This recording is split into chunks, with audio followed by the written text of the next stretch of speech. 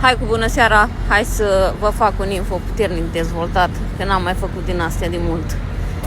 Suntem pe A1, aproape de Amersfoort, într-o parcare cu plată, Good Rain, Net, în fine, ceva pe acolo.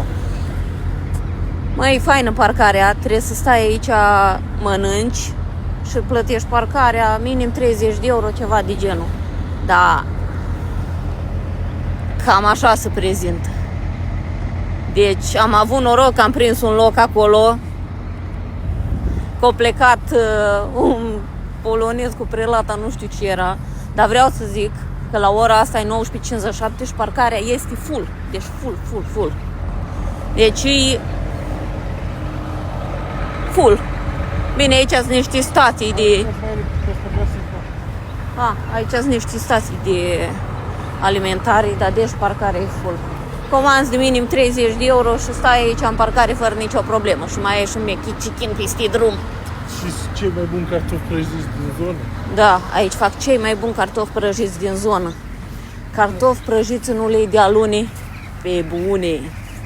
Deci, Good Rain, parking pe A1 înainte de Amersfoort. Topul de pe nou.